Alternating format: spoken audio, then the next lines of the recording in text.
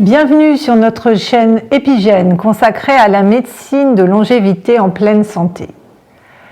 Si le bon état général de l'organisme dépend de la qualité de l'équilibre alimentaire, une activité physique régulière contribue bien sûr à améliorer la santé physique et mentale.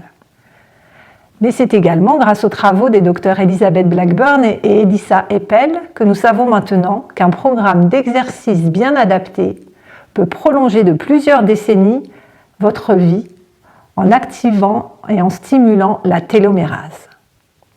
Notre but n'est pas ici de vous convaincre de vous inscrire dans un club de gym où vous n'irez que 3 fois, mais de vous aider à prendre conscience de l'importance de l'exercice physique, et ceci à tout âge.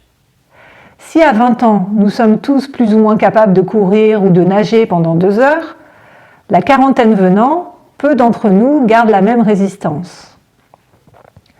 Après 40 ans, nous devons donc aborder l'activité physique comme une chance supplémentaire de rester longtemps en bonne santé en évitant les maladies chroniques comme la surcharge pondérale, l'infarctus, l'AVC, l'hypertension artérielle, le diabète.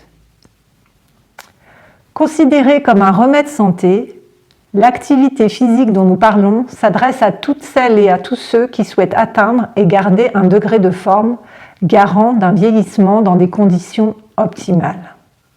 Nous devons ce constat à Hippocrate, qui affirmait dès le 5e siècle avant Jésus-Christ « Toutes les parties du corps qui ont une fonction restent en bonne santé, se développent et vieillissent lentement si l'on s'en sert régulièrement et de façon modérée. En revanche, si elles ne fonctionnent pas, elles deviennent réceptives aux maladies, s'étiolent et vieillissent vite. » Le corps humain est fait pour bouger, c'est certain.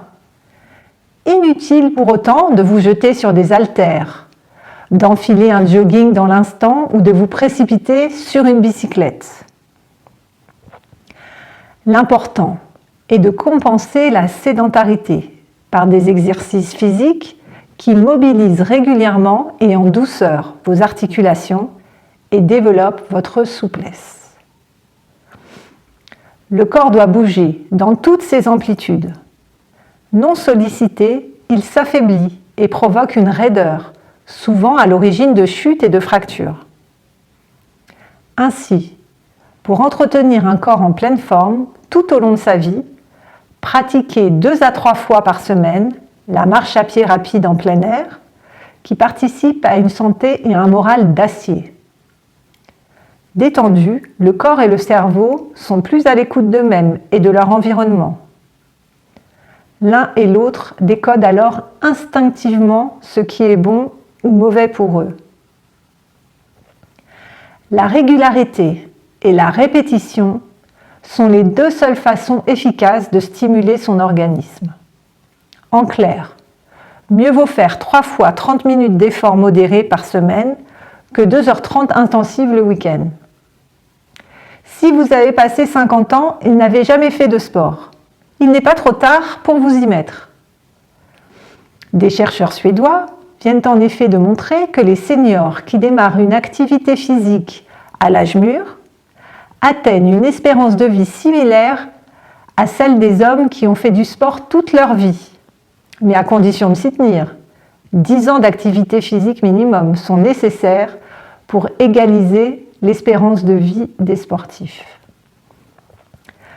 Pour les auteurs de cette étude, se mettre au sport après 50 ans serait aussi bénéfique pour la santé que d'arrêter de fumer. Mais attention, se mettre au sport après une longue période d'inactivité nécessite au préalable une consultation médicale afin d'éliminer tout risque cardiovasculaire. Et maintenant, c'est à vous.